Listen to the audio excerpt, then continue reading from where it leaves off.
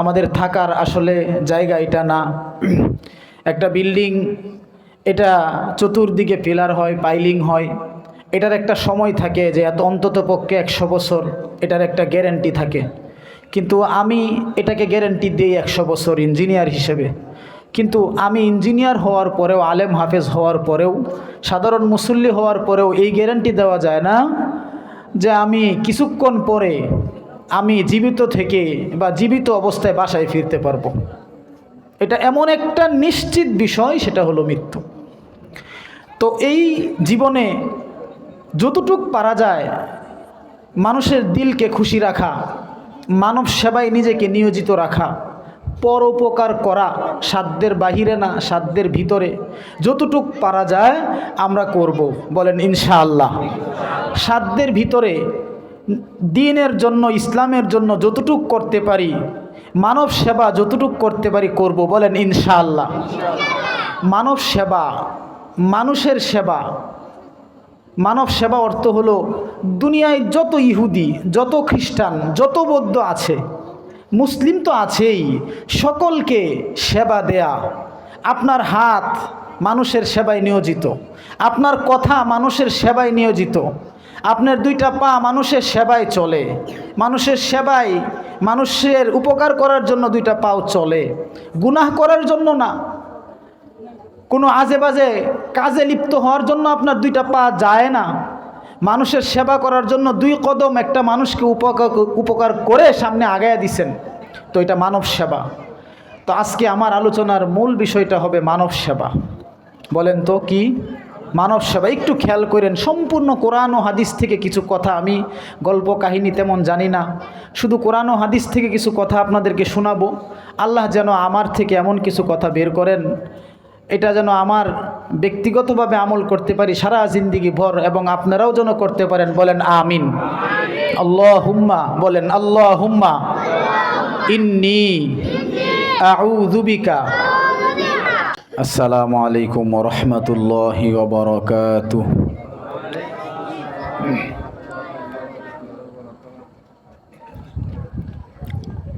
আবার সালামের জবাব একটু উত্তর একটু জুড়ে দিবেন ইনশাআল্লাহ। আসসালামু আলাইকুম ওয়া রাহমাতুল্লাহি ওয়া বারাকাতুহু।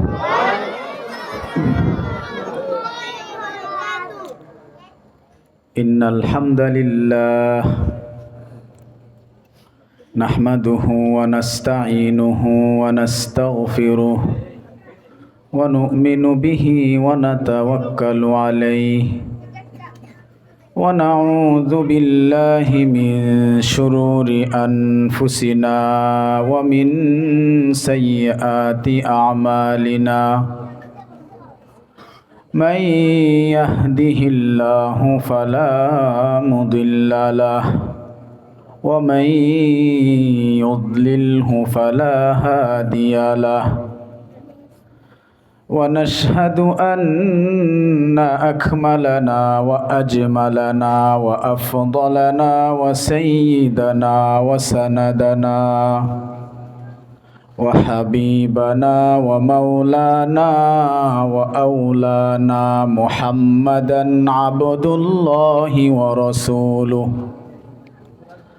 الذي أرسله بالحق بشيرا ونذيرا وداعيا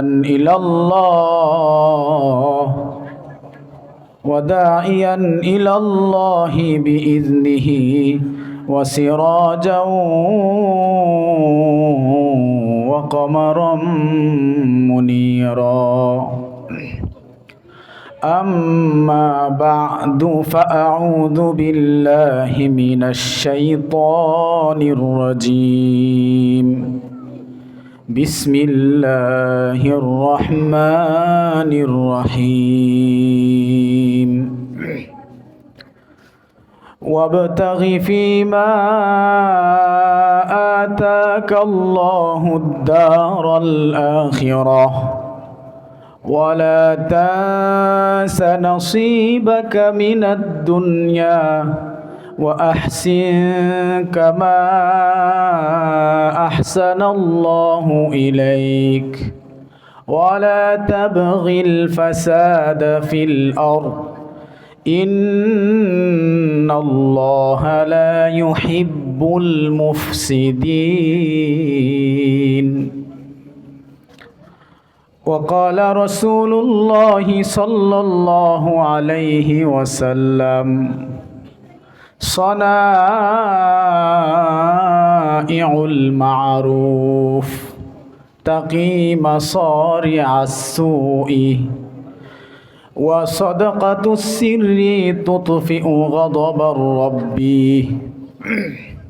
وصلة الرحم تزيد في العمر أو كما قال النبي عليه الصلاة والسلام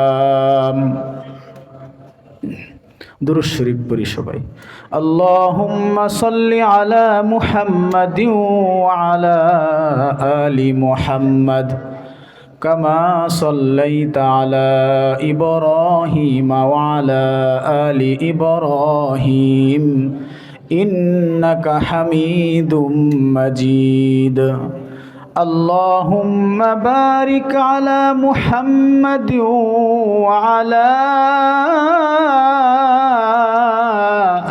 آل محمد كما باركت على إبراهيم وعلى آل إبراهيم إنك حميد مجيد سبحانك لا علم لنا إلا ما علمتنا إنك أنت العليم الحكيم سبحانك لا علم لنا إلا ما علمتنا إنك أنت العليم الحكيم ये दौलत ईमा जो मिली सारे जहाँ को ये दौलत ईमा जो मिली सारे जहाँ को फैज़ान मदीना है ये फैज़ान मदीना फैज़ान मदीना है ये फैज़ान मदीना है दीनों में महबूब ये मुतलक का इशारा है दीनों में महबूब ये मुतलक का इशारा फिर क्यों न हूँ महबूब खुदा नाम मुहम्मद फिर क्यों न हूँ महबूब खुदा नाम मुहम्मद আল্লাহ তাআলার দরবারে লাখো কোটি শুকরিয়া আদায় করছি যিনি আমাদেরকে কোরআন ও হাদিস থেকে কিছু কথা শোনা ও বলার জন্যে হযরত ওমর রাদিয়াল্লাহু তাআলা আনহু হাফিজিয়া মাদ্রাসার উদ্যোগে আয়োজিত আজকে কোরআনের মাহফিল দ্বীনি মাহফিলে শুধুই রব আমাদেরকে দয়া করেছেন মায়া করেছেন তারই ভালোবাসা পেয়ে আমরা কোরআন ও হাদিস থেকে কিছু কথা শোনার জন্যে এবং বলার জন্যে একত্রিত হয়েছি যেহেতু এটা দুনিয়ার মধ্যে সবচেয়ে উত্তম কাজসমূহের একটি এজন্য মহান রব্বুল আলামিন যেহেতু আমাদেরকে ভালো কাজের সাথে সম্পৃক্ত করে দিয়েছেন সেজন্য শুকরিয়া আদায় করছি আলহামদুলিল্লাহ আবারও বলি আলহামদুলিল্লাহ লক্ষ কোটি দরুদ ও সালাম বর্ষিত হোক জিগর গুশে আমেনা মাহবুবে কিবরিয়া মুহাম্মাদুর রাসূলুল্লাহ সাল্লাল্লাহু আলাইহি ওয়াসাল্লামের উপর সাহাবায়ে কেরাম তাবেঈন তাবেঈন আইম্মায়ে মুজতাহিদিন সহ পৃথিবীর শুরু থেকে এ পর্যন্ত আল্লাহর জমিনে আল্লাহর দ্বীন প্রতিষ্ঠা করার জন্যে আল্লাহর জমিনে যারা যেভাবে ইসলামের খেদমত করেছেন ইসলামকে আল্লাহর জমিনে আল্লাহর কালিমার পতাকা বুলন্দ করার জন্যে মসজিদ মাদ্রাসা থেকে শুরু করে যারা যত দিনের কাজ শ্রম মেধা বুদ্ধি দিয়ে যেভাবে যে করেছেন সামনে করবেন যারা করে চলে গেছেন আল্লাহ সকলকে এর বিনিময় দুনিয়া আখিরাতে তাদের সর্বোচ্চ সফলতা দান করুক বলি আমিন। আপনারা পবিত্র অবস্থায় আছেন এজন্য শুরুতে আমরা একটু দোয়া করছি আল্লাহ যেন আমাদের পিতামাতাকে মাফ করে দেয়, আল্লাহ যেন আমাদের ভুল ত্রুটিগুলো মাফ করে দেয়, বলেন আমিন।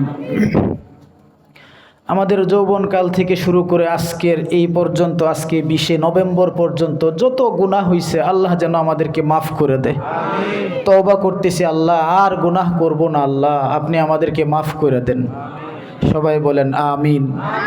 যৌবনকাল থেকে শুরু করে যখন থেকে আমলনামা লেখা শুরু করছেন ফেরেশতারা, আল্লাহর পক্ষ থেকে আদেশপ্রাপ্ত হয়েছেন আজকে থেকে তার যৌবনকাল শুরু, তার আমলনামার মধ্যে গুনাহ এবং সওয়াব লিখতে শুরু করো।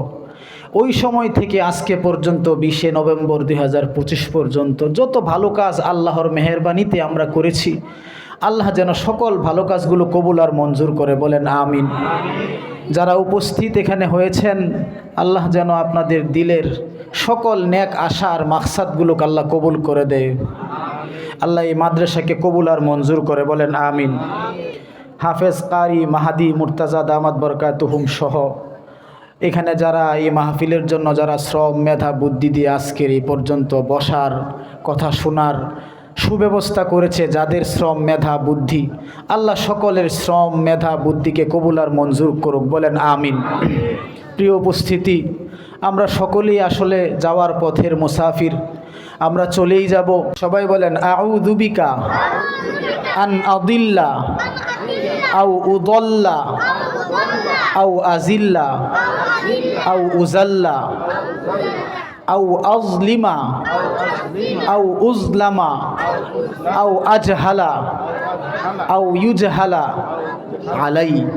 খুব সুন্দর দোয়া, হুজুরদের কাছ থেকে শিখে নেবেন, মাদ্রাসার হুজুরদের কাছ থেকে। বেশি সুন্দর দোয়া।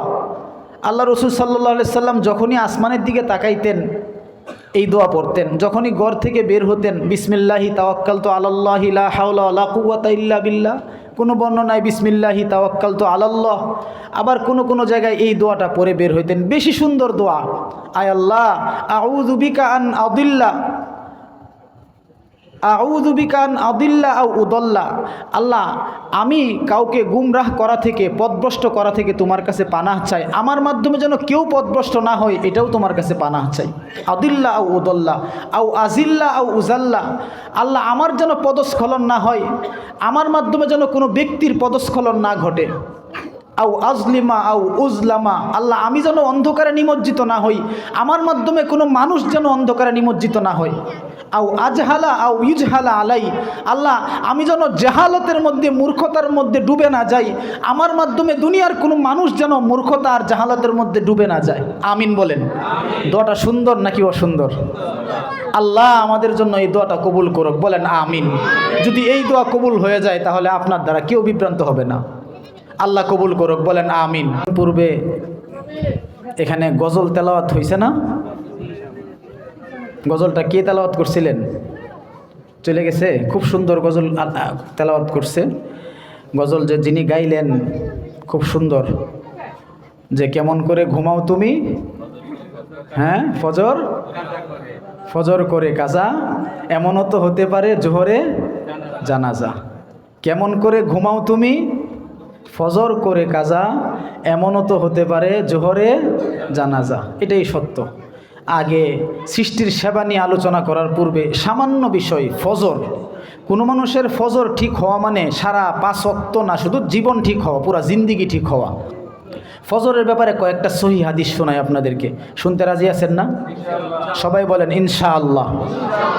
সহি হাদিস, সহি মুসলিমের হাদিস, বিশ্ববিখ্যাত 2 কিতাব সহিহাইন, যাকে বুখারী মুসলিম বলা হয়। বুখারী এবং মুসলিমের হাদিসগুলো খুবই বিশুদ্ধ। সহি মুসলিমের হাদিস, ফজরের সুন্নতের দাম অনেক বেশি। আল্লাহ রসুল সাল্লাল্লাহু আলাইহি ওয়াসাল্লাম বলেন, আন আয়েশা রাদিয়াল্লাহু তাআলা আনহা ক্বালাত ক্বালা রাসূলুল্লাহি সাল্লাল্লাহু আলাইহি ওয়াসাল্লাম রাকাতাল ফাজরি খায়রুম মিনাদ দুনিয়া ওয়া মা ফিহা আও কামা ক্বালা an-নাবিয়্যু আলাইহিস সালাতু ওয়াস সালাম। আম্মা জান আয়েশা রাদিয়াল্লাহু তাআলা আনহা বলেন, আল্লাহ রসুল সাল্লাল্লাহু আলাইহি ওয়াসাল্লাম বলেন, রাকাতাল ফজরি খায়রুম মিনাদ দুনিয়া ওয়া মা ফিহা।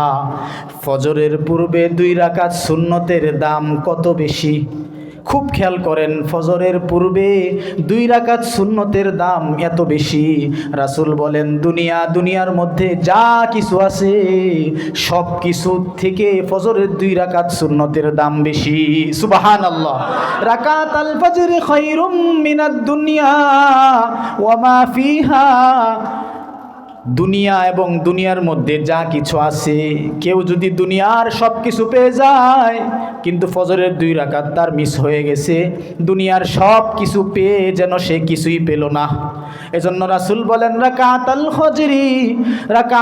ফজরি খায়রুম মিনাদ দুনিয়া ওয়া মা ফিহা। ফজরের 2 রাকাত সুন্নত দুনিয়ার মধ্যে যা কিছু আছে সব কিছু থেকে উত্তম। আল্লাহ আমাদেরকে ফজরের 2 রাকাত আমৃত্যু নিয়মিত পড়ার তৌফিক দেখ, বলেন আমিন। যত সুন্নত আছে সবচেয়ে গুরুত্বপূর্ণ সুন্নত হলো ফজরের।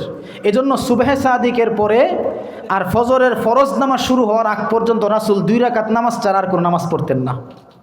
এই 2 রাকাত ছিল সুন্নত, এত গুরুত্বপূর্ণ। তাহলে ফজরের ফরজের দাম কেমন?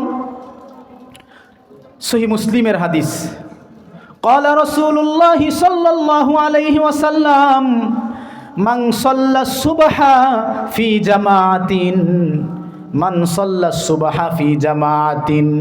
খেয়াল করেন, যে ব্যক্তি ফজরের নামাজ জামাতের সাথে আদায় করে, যে ব্যক্তি ফজরের নামাজ জামাতের সাথে পড়বে, ফাহুয়া ফি জিম্মাতিল্লাহ। আল্লাহ রাসূল সাল্লাল্লাহু আলাইহি ওয়াসাল্লাম বলেন, কোন ব্যক্তি যদি ফজরের নামাজ যদি জামাতের সাথে পড়ে ফেলে, আল্লাহ তাআলা সন্ধ্যা পর্যন্ত তার সারা দিনের দায়িত্ব এবং জিম্মাদার হয়ে যাবে। সুবহানাল্লাহ। সারাদিন মান সাল্লা সুবহা ফি জামাআহ ফাহুয়া ফি জিম্মাতিল্লাহ। আল্লাহ রাসূল সাল্লাল্লাহু আলাইহি ওয়াসাল্লাম বলেন, ফজরের নামাজটা যদি কেউ জামাতের সাথে আদায় করে, আল্লাহ রাসূল বলেন ওই লোকটার সারা দিনের জিম্মাদার আল্লাহ হয়ে যায়। বিশুদ্ধ হাদিস, সহিহ মুসলিমের হাদিস। তাহলে ফজর পড়তে রাজি আছি না? قال رسول الله صلى الله عليه وسلم إن أثقل صلاة على المنافقين إن أثقل صلاة على المنافقين صلاة العشاء صلاة الصبح أو كما قال النبي عليه الصلاة والسلام। আল্লাহ রাসূল সাল্লাল্লাহু আলাইহি ওয়াসাল্লাম বলেন, ইন্না আসকালা সালাতিন আলাল মুনাফিকিন। মুনাফিকের কাছে সবচেয়ে 2 ওয়াক্তের নামাজ পড়া কঠিন। ভাইরা খেয়াল করেন, মুনাফিকের কাছে সবচেয়ে বেশি 2 ওয়াক্তের নামাজ পড়া বেশি কঠিন। রাসূল বলেন, সাহাবায়ে কেরাম জানার জন্য আগ্রহ হয়ে রাসূলের দিকে তাকায় রইলেন, ওগো রাসূল, মুনাফিকের জন্য কোন 2 ওয়াক্তের নামাজ পড়া বেশি কঠিন? রাসূল বলেন, ইন্না আসকালা সালাতিন আলাল মুনাফিকিন সালাতুল ইশা ওয়া সালাতুস সুবহি। এশার নামাজটা এবং ফজরের নামাজটা মুনাফিকের কাছে বড়ই কঠিন। কে বলছে, আমি নাকি নবীজি স্বয়ং নবী বলছেন? কে বলছেন বলেন? মুহাম্মদুর রাসূলুল্লাহ সাল্লাল্লাহু আলাইহি ওয়াসাল্লাম। আপনাদের কষ্ট হইতেছে? সবাই বলেন আল্লাহু আকবার। আওয়াজ দিয়ে বলেন আল্লাহু আকবার। আরেকটু জোরে বলেন আল্লাহু আকবার, আল্লাহু আকবার, সুবহানাল্লাহ, আলহামদুলিল্লাহ, লা ইলাহা ইল্লাল্লাহ, আল্লাহু আকবার।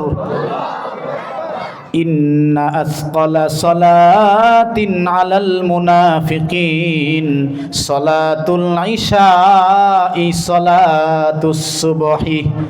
ইন্না আসকালা সালাতিন আলাল মুনাফিকিন সালাতুল ইশা ওয়া সালাতুস সুবহি। আল্লাহ রাসূল সাল্লাল্লাহু আলাইহি ওয়াসাল্লাম বলেন, মুনাফিকের কাছে 2 ওয়াক্ত নামাজ সবচেয়ে বেশি কঠিন হয়ে যায়। ওই 2 ওয়াক্তের মধ্যে প্রথম হলো ইশা এবং দ্বিতীয় হলো ফজর। আল্লাহ রসুল কি আমাদেরকে মুনাফিক বলতে চায়? না না, ইমানদার মোমেন বান্দা কোরআন হাদিসের আলোচনা থেকে শিক্ষা নেয়। আল্লাহ রসুল এটা জানায় দেওয়া উদ্দেশ্য হলো, মোমেনদের যখনই কষ্ট হবে এশার নামাজটা পড়তে সাথে সাথে যেন তার মনে হয়ে যায় এশার নামাজটা যদি জামাত থেকে ছুটে যায় তাহলে আমার নামটা মুনাফিকের খাতায় চলে যাবে। এই জন্যই রাসূল সতর্ক করে বললেন, এশা আর ফজর যেন কখনো না ছুটে। আল্লাহ আমাদেরকে আমৃত্যু এশা আর ফজর জামাতে পড়ার তৌফিক দাও, বলেন আমিন। প্রিয় হাজিরিন, এশা পড়া যায়, কিন্তু ফজর পড়ার জন্য আর্লি না ঘুমালে, আপনি যদি আগে না ঘুমান কখনোই আপনি ফজর পড়া সম্ভব না। আগে ঘুমাতে হবে।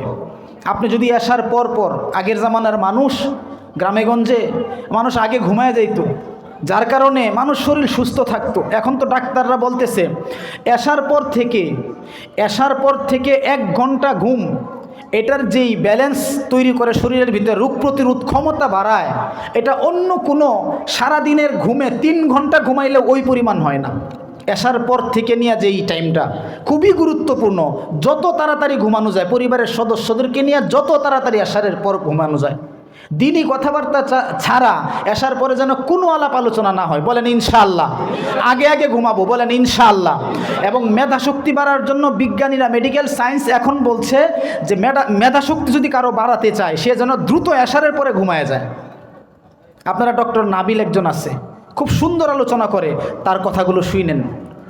লক্ষ লক্ষ মানুষ দেখতেছে এবং অনেক মানুষ তার লাইফস্টাইল চেঞ্জ করছে যে এশার পরে দ্রুত ঘুমানো ব্যক্তি তার হায়াত এবং আয়ু পর্যন্ত বাড়ে।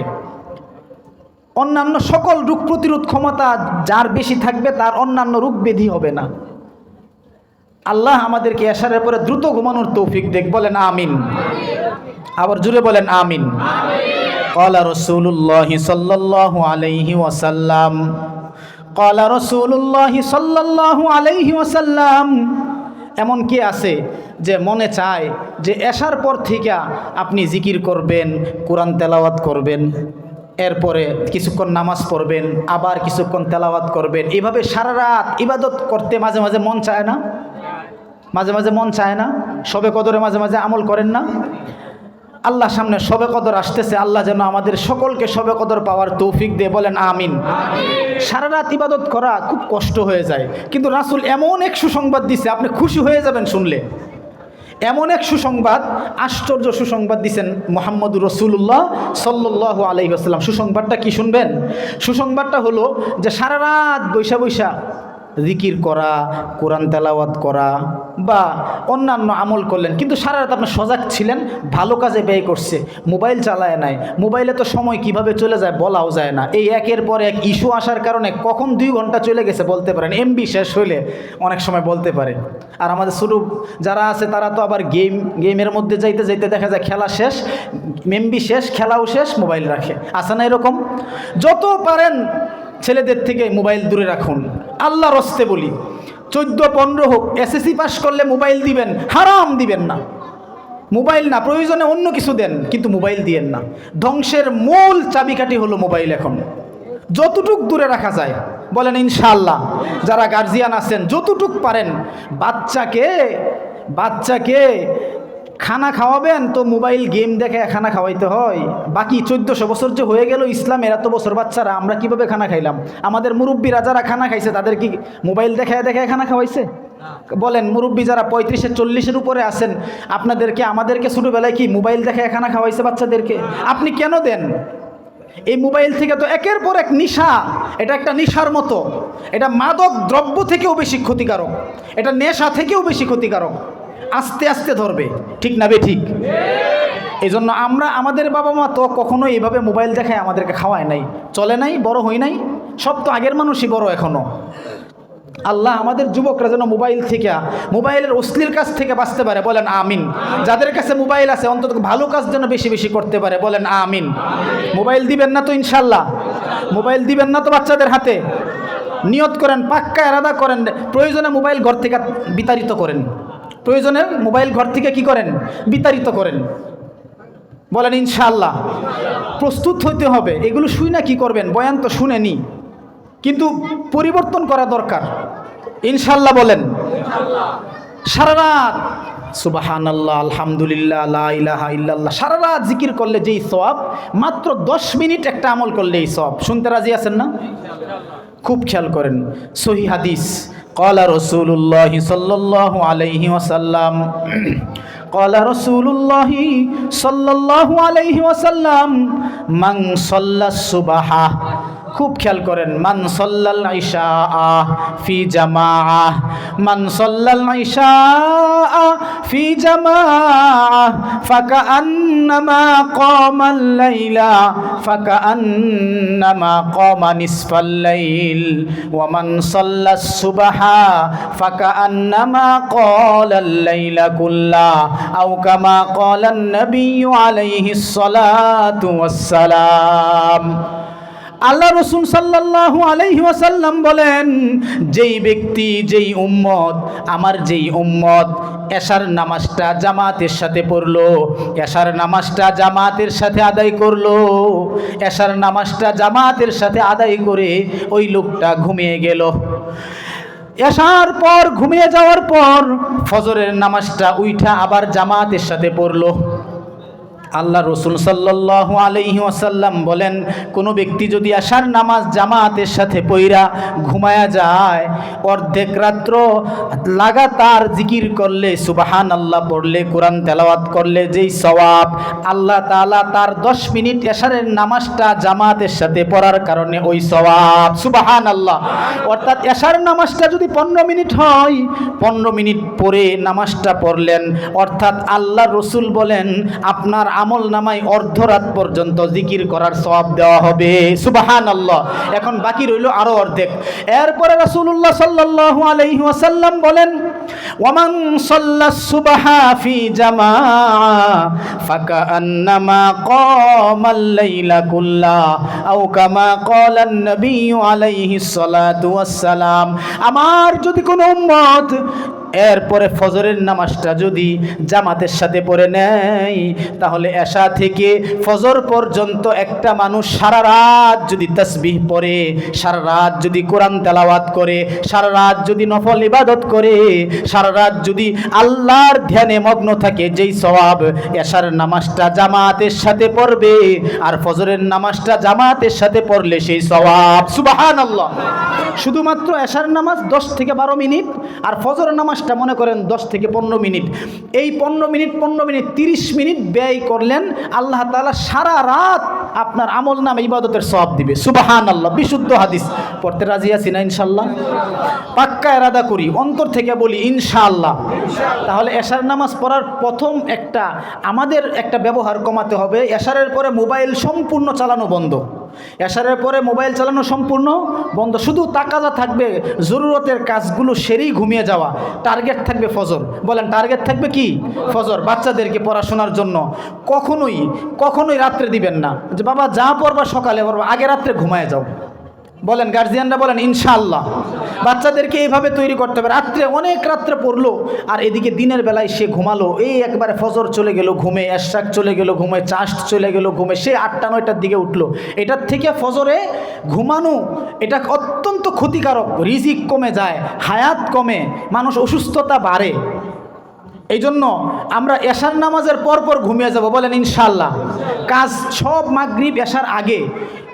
যত রাষ্ট্র, আপনি রাষ্ট্র জরিপ চালাবেন দেখবেন, যত উন্নতশীল রাষ্ট্র আছে এর মধ্যে অধিকাংশ রাষ্ট্রেই তাদের সকল সরকারি অফিস থেকে শুরু করে 3টা-2টার আগে সরকারি অফিস ছুটি হয়ে যায়, এরপরে তারা নিজেদের সব কার্যক্রম মাগরিব এশার আগে হয়ে যায়। অসংখ্য দেশ আছে, কিন্তু আমাদের অবস্থাটা এমন হয়েছে যত রাত হয় তত কি, ঢাকায় তো আরও বেশি, ঢাকায় তো আরও বেশি। সারাদিনই দেখি যে যাত্রাবাড়ির মোড়ে আল্লাহু আকবার, শুধু রাত হয় 12টা 1টা বাজতেছে তো মানুষ বাড়তেছে। আল্লাহ আমাদের এই জাতির পরিবর্তন দান করুক, বলেন আমিন। এটা যেন কল্যাণের সাথে হয়, বলেন আমিন। কষ্ট হইতেছে আপনাদের? সবাই একটু আওয়াজ দিয়ে বলেন আল্লাহু আকবার, সুবহানাল্লাহ, আলহামদুলিল্লাহ, আল্লাহু আকবার। আল্লাহ আপনাকে সুস্থ রাখছেন, এই জন্য অন্তর থেকে বলি আলহামদুলিল্লাহ। ফজরের নামাজ পড়ে শান্তি পায় কারা? এমনও মানুষ আছে যাদেরকে টাকা দিতে হয় না, কোনো ডাক দিতে হয় না, ফজরের একটা স্বাদ আছে, ভিন্ন কিছু মুসল্লি আছে ফজরের। উলফত মে বরাবর হে ওয়াফা হু কে জফা হো, उल्फत में बराबर है वफा हूँ के जफा हो, हर चीज़ों में लज्जत है अगर दिल में मज़ा हो, हर चीज़ों में लज्जत है अगर दिल में मज़ा हो, उल्फत में बराबर है वफा हूँ के जफा हो, हर चीज़ों में लज्जत है अगर दिल में मज़ा हो। मोहब्बत एमन एक जिनिस, কেউ যদি মহব্বত করতে করতে অন্তরের ভিতরে কোরআন তেলাওয়াতের মহব্বত ঢুকে যায়, এই লোকটার থেকে কোরআন তেলাওয়াত ছুটে না। কবি বলতেছেন हर चीज़ में लज्जत है अगर दिल में मज़ा हो, हर चीज़ में, প্রত্যেক জিনিসের মধ্যে স্বাদ পাওয়া যায় যদি দিলে মজা পাওয়া যায়। এই বলেন, প্রত্যেক জিনিসের মধ্যে, প্রত্যেক বস্তু, প্রত্যেকটা কাজকর্মে শান্তি পাওয়া যায়, তবে প্রথম শান্তি কোথায় পেতে হয়? সবাই বলেন কোথায়? কবি এটাই বলতেছে, हर चीज़ों में लज्जत है अगर दिल में मज़ा हो, उल्फत में बराबर है वफा हूँ के जफा हो, हर चीज़ों में लज्जत है अगर दिल में मज़ा हो। কোনো কোনো এমন ব্যক্তি পাওয়া যায় কোরআন তেলাওয়াত এমন ভাবে নিয়মিত করতে থাকে, কারণ কোরআন তেলাওয়াত কইরা মজা পেয়ে গেছে, এজন্য কোরআন তেলাওয়াতের স্বাদ আর কোরআন তেলাওয়াত তার থেকে ছুটে না। ফজরের নামাজ পড়ে কেউ শান্তি যদি পাওয়া যায়, ফজরের নামাজের মজা আর স্বাদ যদি কারো অন্তরে এসে যায়, ফজরের নামাজের স্বাদ আর তৃপ্তি যদি কারো অন্তরে এসে যায়, তাহলে এই লোকটা থেকে কখনো ফজর কাজা হয় না। এশারের নামাজ পড়ে যদি কেউ মজা পাওয়া যায়, এশারের নামাজের স্বাদ যদি কেউ পেয়ে যায়, তাহলে এই মুসল্লি থেকে এশার নামাজ কখনো ছুটবে না। हर चीज़ों में लज्जत है अगर दिल में मज़ा हो, हर चीज़ों में लज्जत है अगर दिल में मज़ा हो। প্রত্যেক জিনিসের মধ্যেই মজা পাওয়া যায় যদি ওই জিনিসটার মজা, যদি স্বাদ কোথায় লাগে? অন্তরে। ওই জিনিসের স্বাদ আর মজা যদি কোথায় লাগে বলেন? অন্তরে। সবাই বলেন শব্দটা কি? অন্তর। অন্তরে স্বাদ পাইতে হবে। আল্লাহ আমাদের অন্তরটা পরিষ্কার করে দাও, বলেন আমিন। আল্লাহ দিনের কাজগুলো কইরা অন্তরের মধ্যে শান্তি আল্লাহ আপনি বাড়ায় দেন, বলেন আমিন। অসংখ্য মানুষ আছে যারা দান কইরা মজা পায়, আর কিছু মানুষ আছে দান না কইরা মজা পায়। টাকা যত জমাইতে পারে মনে করে যে সে কী করতেছে, জমাইতেছে। সে মনে করতেছে ব্যাংক ব্যালেন্স করতে পারবে, আসলে কিছুই না। এই মিয়া, সত্যিই কিছু না। আনিসুর রহমান আশরাফি একজন সুন্দর ওয়েস, খুব সুন্দর কথা বলেন মাওলানা আনিসুর রহমান আশরাফি, খুব সুন্দর বলছেন। ওনার মুসল্লি প্রায় 6.5 কোটি টাকা দিয়া বনানীতে বাসা করছেন। আহা, রাত্রে মারা গেছে ডেঙ্গুতে আক্রান্ত হইয়া। ছেলেরা বলতেছে বাবার লাশটা আর হাসপাতাল থেকে বাসায় আনার দরকার কি, রাত্রে এখানেই থাকুক, আত্মীয় স্বজন হাসপাতালে এসে দেখবে, এরপরে সকালে গোসল করায়া, সেখানে টাকা দিয়ে গোসল করানো যায়, গোসল করায়া আমরা বনানী কবরস্থানে দাফন করে দিব। বাসায় পর্যন্ত আনে নাই। আর ওই বাপ জীবন যৌবন পুরা সম্পদ ব্যয় করছে সন্তানদের জন্য, 6.5 কোটি টাকা দিয়ে ডুপ্লেক্স বাড়ি করছে। কার জন্য মেহনত করি, কার জন্য মেহনত করি? নিজে যা করব এটাই আসল বাবা, ভাই, এটাই সত্য। নিজের মেহনতটা আপনি আপনার মতো করে নিজের জীবনকে সাজানো। যার মাধ্যমে জীবন নষ্ট হইতেছে তাকে ত্যাগ করেন। যার মাধ্যমে জীবন ধ্বংস হচ্ছে, যার কারণে নামাজ থেকে দূরে সরতেছেন, যার কারণে ইসলামের সেই সৌন্দর্য থেকে দূরে সরতেছেন, সেগুলো ত্যাগ করেন, বলেন ইনশাআল্লাহ। দুনিয়ায় কেউ আপন না। আর এই সন্তানগুলোই তো বাবার একটা রাত্রের জন্য বাসায় আনে নাই, বাসার পরিবেশ নষ্ট হবে। রাত্রে গোসল করায়, সেখান থেকে বনানী কবরস্থানে দিবে, বাবাকে বাসায় নেওয়ার তো এখন দরকার নেই। বাবার কি দরকার সেখানে?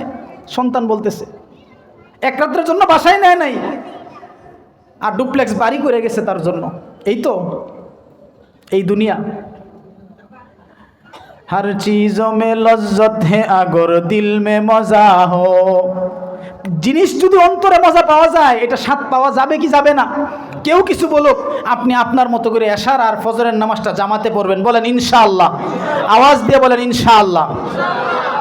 قال رسول الله صلى الله عليه وسلم ركعت الفجر خير من الدنيا وما فيها। ফজরের 2 রাকাত সুন্নাত দুনিয়ার মধ্যে যা কিছু আছে তার থেকে উত্তম। এজন্য ফজরের 2 রাকাত সুন্নাত পড়ব কি পড়ব না? বলেন ইনশাআল্লাহ। এরপরে ফজরের ফরজের ব্যাপারে রাসূল বলেন, মান সাল্লাস সুবহা ফি জামাআ ফাকান্নামা মান সাল্লাস সুবহা ফি জামাআতিন ফাহুয়া ফি জিম্মাতিল্লাহ। ফজরের নামাজটা যে ব্যক্তি জামাতের সাথে পড়বে, আল্লাহ তাআলা তার সারা দিনের জিম্মাদার হয়ে যাবে।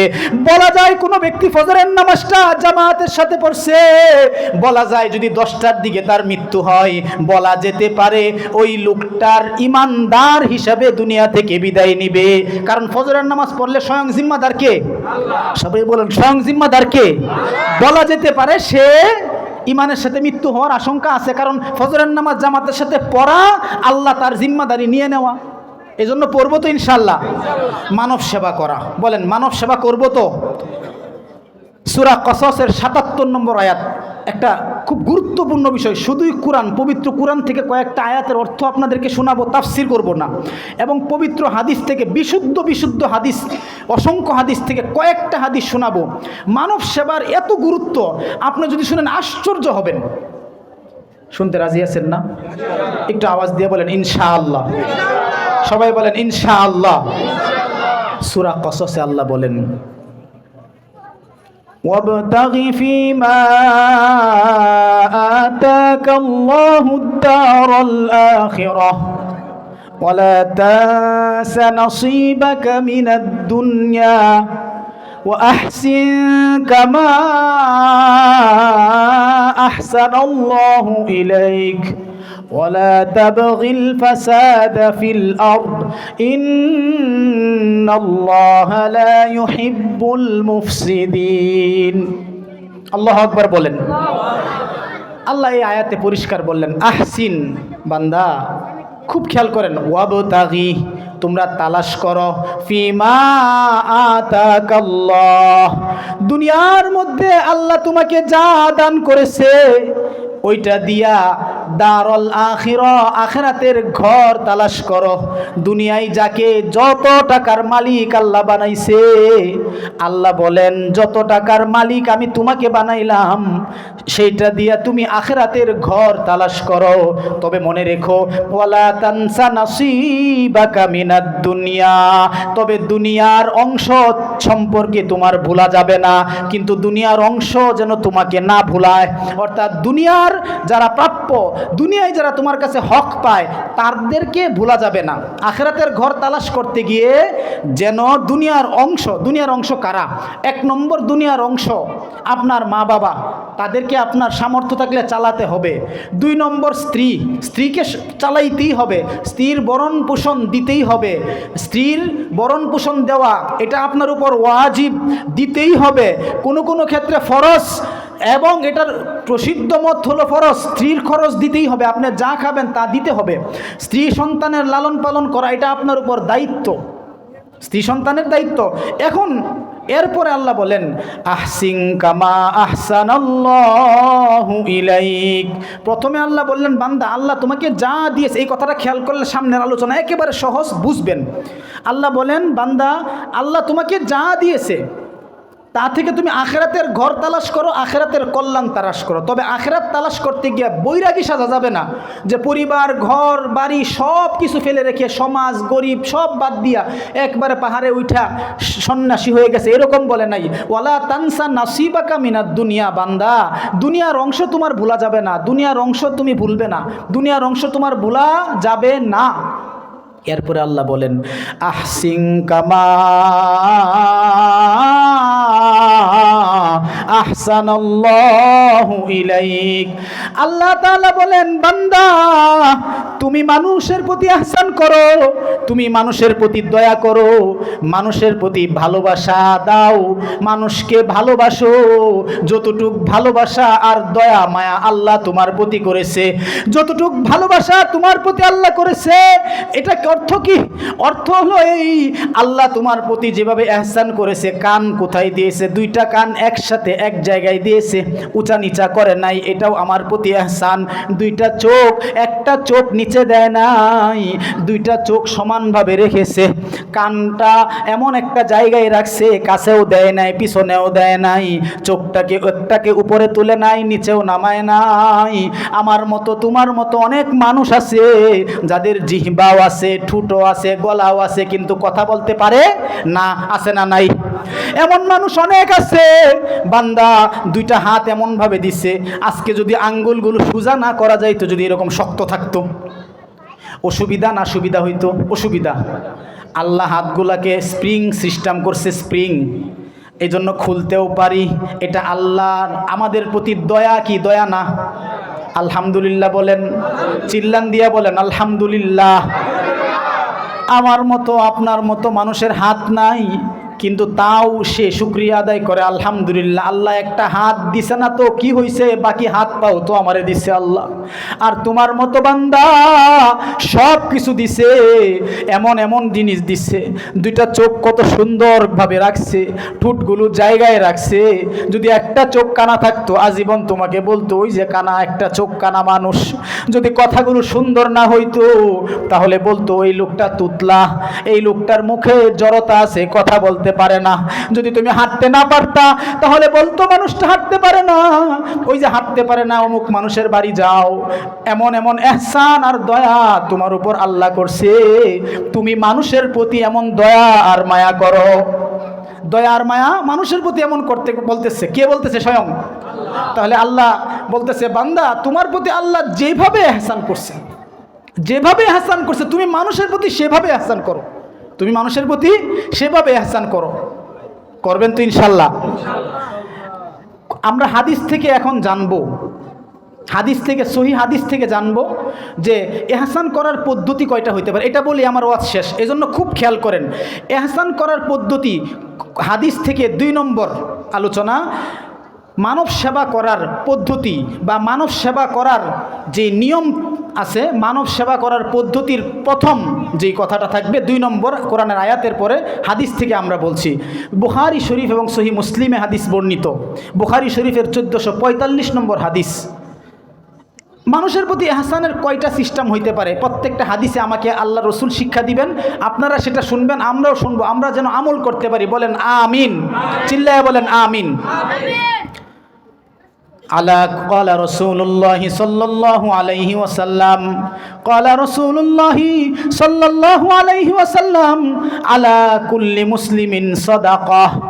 فقالوا يا نبي الله فإن لم يجد قال يعمل بيده فينفع نفسه ويتصدق.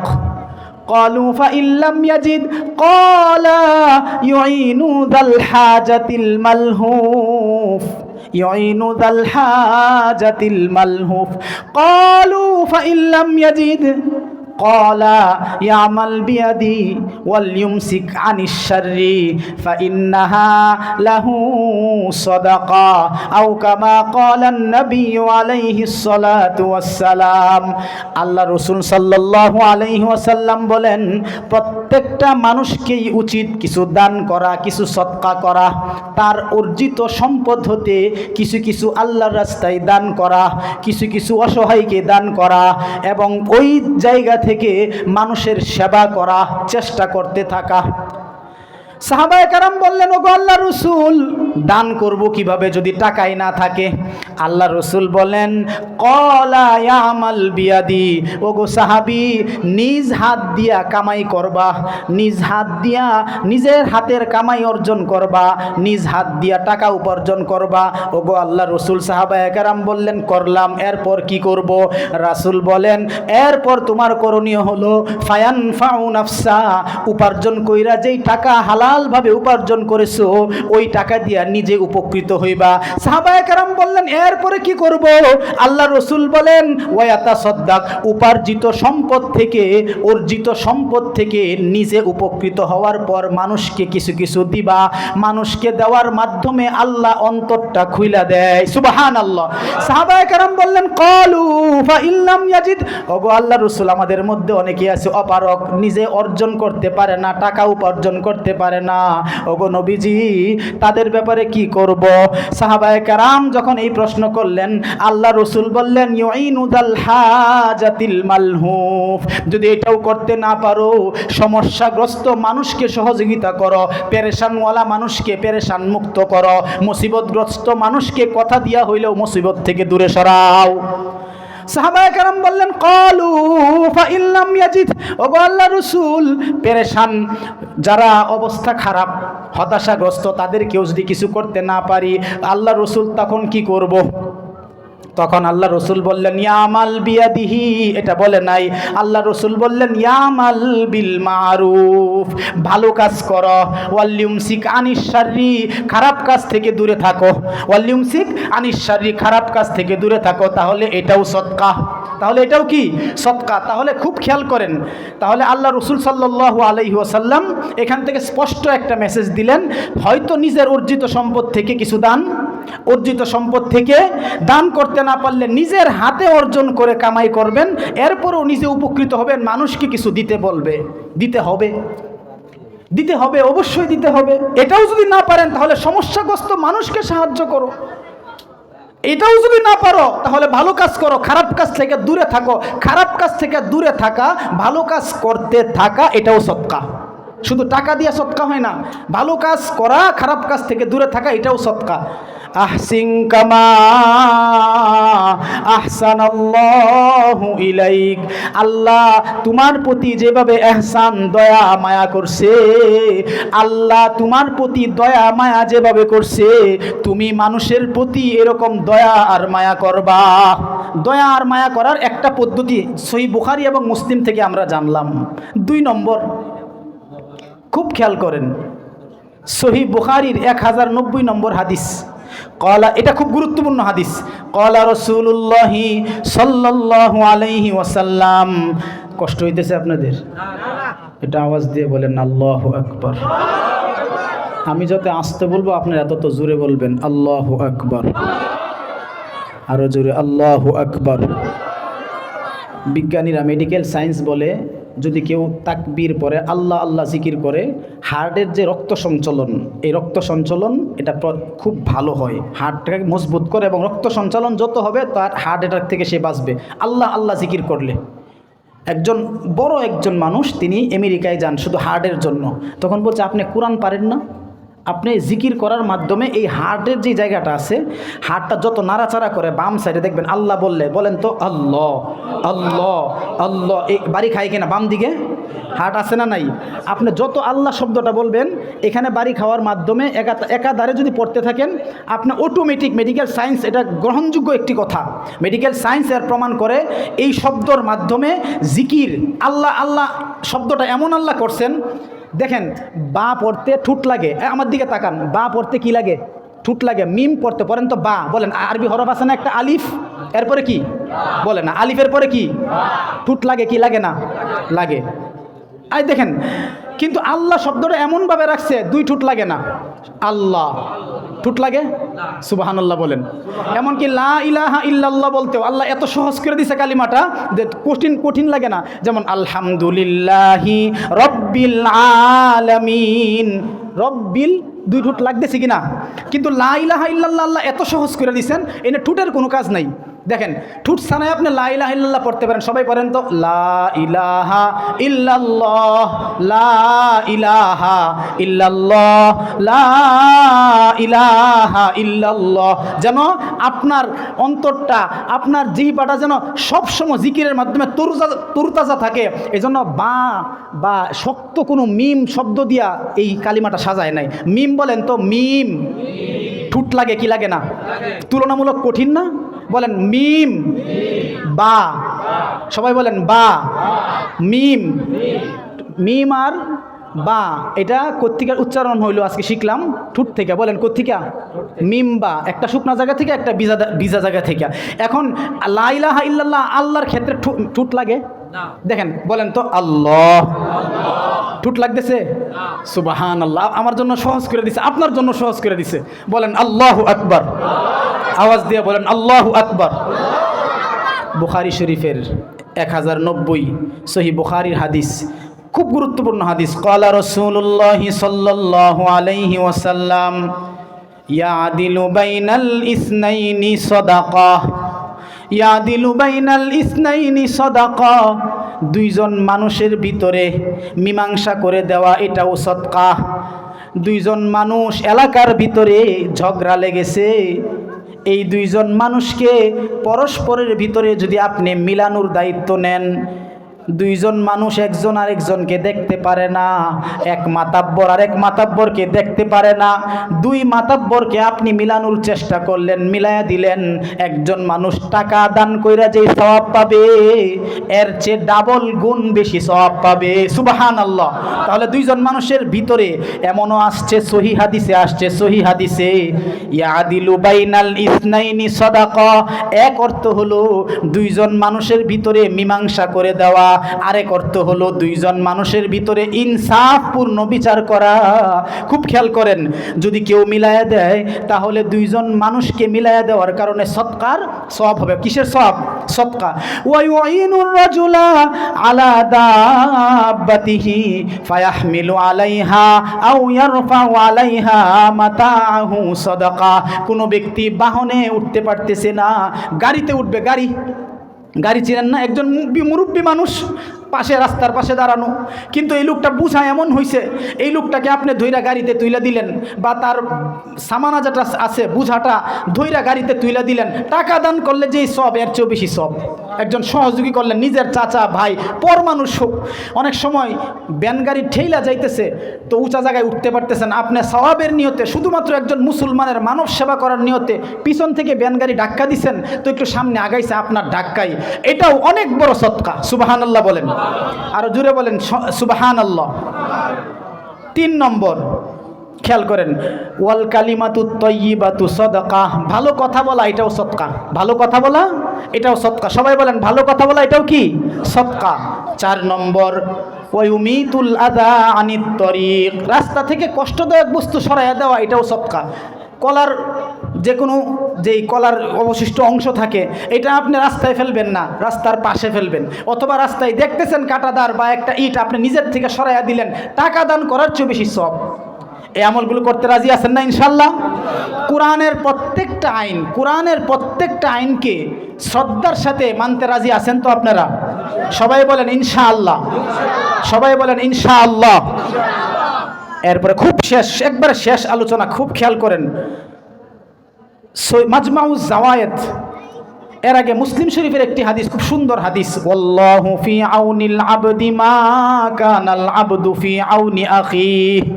আল্লাহ তার বান্দাকে সাহায্য করতে থাকবে ততক্ষণ, বান্দা যতক্ষণ তার ভাইয়ের সহযোগিতা করবে। কোনো একটা মানুষকে সত্যিকার গরিব, পেশাদার গরিব না, সত্যিকার আপনার চাচাতো ভাই, আপন ভাই, বা নিজের মা, ভাই, বোন, যে কোনো একজন মানুষ, একবারে আত্মীয়, যারা মা, ভাই, বোন, এদের তো দায়িত্ব পালন করতেই হবে, অন্যরা প্রতি মাসে তাকে কিছু সাহায্য করেন। আল্লাহ রসুল বলেন, আপনি যতদিন পর্যন্ত আপনার ভাইয়ের সহযোগিতা করবেন, আল্লাহ আপনার ততদিন পর্যন্ত সাহায্য করবে। সুবহানাল্লাহ। এরপরে হাদিস বলেন, মাজমাউজ জাওয়ায়েদের হাদিস, সনাইউল মারুফ তাকি মাসারিয়াস সুই। এই হাদিসটাই খুতবায় পড়ছিলাম, এই জন্য এই হাদিসটা বলে শেষ করব। সনাইউল মারুফ তাকি মাসারিআস সুই। হঠাৎ মৃত্যু থেকে, অপমৃত্যু থেকে বাঁচতে চান কারা কারা হাত তুলেন? হঠাৎ মৃত্যু, অ্যাক্সিডেন্ট হয়ে হঠাৎ করে মারা গেলেন, এই হয়েছে, বাঁচতে চান না সবাই, এই হাদিসটা আমল করবেন, হাত নামান। সনাইউল মারুফ, মাজমাউ যাওয়ায়েদের 110, মুস্তাদরাক আল হাকিমের 429 নম্বর হাদিস। ক্বালা রাসূলুল্লাহি সাল্লাল্লাহু আলাইহি ওয়াসাল্লাম সনাইউল মারুফ তাকি মাসারিআস সুই وصدقة السر تطفئ غضب الرب وصلة الرحم تزيد في العمر أو كما قال النبي عليه الصلاة والسلام।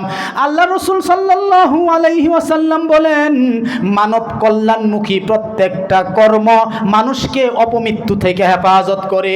মানব কল্যাণমুখী, মানব সেবামূলক যত কাজ আছে সমস্ত কাজ মানুষকে অপমৃত্যু থেকে হেফাজত করে। সুবহানাল্লাহ। ও সাদাকাতুস সিররি তুতফিউ গযবার রব্বি, আর গোপনে দান করা, গোপনে সদকা করলে আল্লাহর রাগ আপনার প্রতি আর থাকে না, আল্লাহর রাগ পর্যন্ত কমে যায় গোপনে সদকা। ওয়াসিলাতুর রহিম তাজিদু ফিল উমর, আর আত্মীয়তার বন্ধন যারা আবদ্ধ করে, ঘনিষ্ঠ করে, তাদের হায়াত আল্লাহ বাড়ায় দেয়, তাদের হায়াত কি হয়? বেড়ে যায়। এই জন্য এই 3 কাজ করব, বলেন ইনশাআল্লাহ। তাহলে আজকের আলোচনার মূল বিষয়বস্তু 2টা। একটা হলো ফজর কখনো ছাড়বো না। সবাই আমার সাথে এখন বলবেন ইনশাআল্লাহ, বলেন ইনশাআল্লাহ। ফজর আমরা কখনো ছাড়বো না, এশা আমরা কখনো ছাড়বো না। ফজরের 2 রাকাত সুন্নত দুনিয়ার মধ্যে যা কিছু আছে সব কিছু থেকে উত্তম, বলি নাই? বলছি। এরপরে ফজরের নামাজ জামাতের সাথে পড়লে সারাদিনের জিম্মাদার স্বয়ং কে? আল্লাহ। মুনাফিকের সবচেয়ে বেশি 2 ওয়াক্ত নামাজ পড়তে কষ্ট হয়। কোন কোন নামাজ? এশা এবং ফজর। শিখছেন তো? সবকটা আজকে মনে থাকবে তো? হ্যাঁ, যে মিজান বিন আব্দুর রহমানে কি বলছে হুজুরে বলছে ফজরের নামাজ মুনাফিকদের সবচেয়ে বেশি কষ্ট হয় এশা এবং ফজরের নামাজ। বলেন এশা এবং ফজরের নামাজ। এই জন্য আমাদেরকে সতর্ক করতেছে আমরা যেন এশা আর ফজরের নামাজটা পড়বো। বলেন ইনশাআল্লাহ। এই হইল 2টা, এক বিষয়। 2 নম্বর হলো মানব সেবা করব। বলেন ইনশাআল্লাহ। যেখানেই থাকি আমার প্রতি আল্লাহর যত ইহসান আছে সব জায়গায় আমি মানব সেবা করব। বলেন ইনশাআল্লাহ। কোরআনের প্রত্যেকটা আইন, কোরআনের প্রত্যেকটা কথাকে আমরা মানতে রাজি আছি তো ইনশাআল্লাহ? আল্লাহ আমল করার তৌফিক দান করুক। ওয়া আখিরু দাওয়ানা আনিল হামদুলিল্লাহি রাব্বিল আলামিন। যতটুকু আলোচনা হয়েছে আল্লাহ কবুল করুক। এই হযরত ওমর রাদিয়াল্লাহু তাআলা আনহু হাফিজিয়া মাদ্রাসাকে আল্লাহ কিয়ামত পর্যন্ত চালু করে দেখ। বলেন আমিন। এটা কি ভাড়া?